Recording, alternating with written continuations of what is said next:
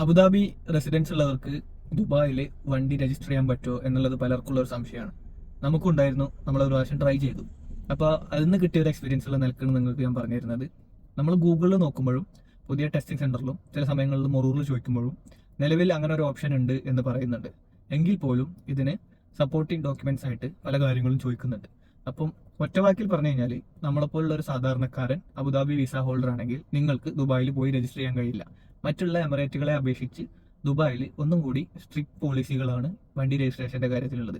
അതായത് നിങ്ങൾ Abu Dhabi visa holder ആണ്, നിങ്ങൾ കൃത്യമായിട്ട് ഒരു ടെൻഡൻസി കോൺട്രാക്ട്, ഒന്നെങ്കിൽ നിങ്ങൾക്ക് ഒരു ബിസിനസ് ലൈസൻസ് ആയിരിക്കണം, അല്ലെങ്കിൽ നിങ്ങൾ താമസിക്കുന്ന വീടിന്റെ ടെൻഡൻസി ആയിരിക്കണം, അല്ലെങ്കിൽ നിങ്ങൾക്ക് വല്ല വെയർ ഹൗസോ അങ്ങനത്തെ എന്തെങ്കിലും നിങ്ങൾ ദുബായ് എമിറേറ്റുമായി കണക്ട് ചെയ്ത എന്തെങ്കിലും ഒരു വാലിഡ് ഡോക്യുമെന്റ് ഉണ്ടെങ്കിൽ മാത്രമേ നിങ്ങൾക്ക് ദുബായിൽ വണ്ടി രജിസ്റ്റർ ചെയ്യാൻ പറ്റുള്ളൂ.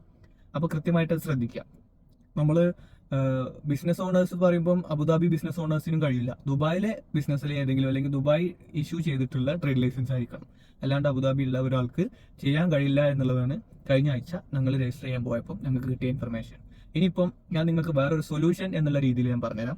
നിലവിൽ ഏതെങ്കിലും ആളുകൾ ഇപ്പോൾ ചില ഇത്തരം കാര്യങ്ങൾ കൂടുതലും ആളുകൾ ബുദ്ധിമുട്ടിൽ നിൽക്കുമ്പോഴോ അല്ലെങ്കിൽ രജിസ്റ്റർ ചെയ്യാൻ പറ്റാത്തൊരു സാഹചര്യത്തിലോ ആണ് നോക്കാറ്. അങ്ങനെ ഞാൻ നോക്കിയപ്പോൾ എനിക്ക് ഇതിന്ന് യൂട്യൂബിൽ നിന്നൊന്നും ഒരു ഇൻഫർമേഷനും കിട്ടിയില്ല. അതുകൊണ്ടാണ് നിങ്ങൾക്ക് ഞാൻ ഇത് പറഞ്ഞു തരുന്നത്. ഇൻ കേസ് നിങ്ങൾ അബുദാബി നമ്പർ പ്ലേറ്റ് ക്യാൻസൽ ചെയ്ത് നിങ്ങൾ ദുബായിലേക്കുള്ള എക്സ്പോർട്ട് സർട്ടിഫിക്കറ്റും വാങ്ങി അവിടെ പോയി പാസ് ചെയ്തതിന് ശേഷമാണ് നിങ്ങൾ അറിയുന്നത് നിങ്ങൾക്ക് വിസ ഇതുപോലെ ഡോക്യുമെന്റ് അറ്റാച്ചിങ് ഡോക്യുമെന്റ് ഇല്ല, നിങ്ങളുടെ വിസ അബുദാബിയിലാണ്, നിങ്ങൾക്ക് രജിസ്റ്റർ ചെയ്യാൻ കഴിയില്ല, അല്ലെങ്കിൽ നിങ്ങൾ മറ്റൊരാളുടെ കയ്യിൽ നിന്ന് വണ്ടി എടുത്തതിന് ശേഷമാണ് ഇത് അറിയുന്നത് എന്നുണ്ടെങ്കിൽ നിങ്ങൾക്കുള്ള സൊല്യൂഷൻ, നിങ്ങൾക്ക് ഷാർജയിൽ ഒരു TC ക്രിയേറ്റ് ചെയ്തിട്ട് ഷാർജ എമിറേറ്റിൽ രജിസ്റ്റർ ചെയ്യാവുന്നതാണ്. ദുബായിൽ നിങ്ങൾ പാസ് ചെയ്ത പാസിംഗ് വാലിഡ് ആയിട്ട് ഷാർജ എമിറേറ്റിലും കിട്ടുന്ന പല പാസിംഗ് സെന്ററുകളും ഉണ്ട്. RTയിൽ നിന്ന് പാസ് ചെയ്തതിന് ശേഷം നിങ്ങൾക്ക് ഷാർജയിൽ ഒരു TC നമ്പർ ക്രിയേറ്റ് ചെയ്യാം. TC നമ്പർ നിങ്ങൾക്ക് ക്രിയേറ്റ് ചെയ്യാൻ ഷാർജ മൊറൂറുമായി ബന്ധപ്പെട്ടിട്ടോ അല്ലെങ്കിൽ തെസ്ജിലുമായി ബന്ധപ്പെട്ടിട്ടോ എടുക്കാവുന്നതാണ്.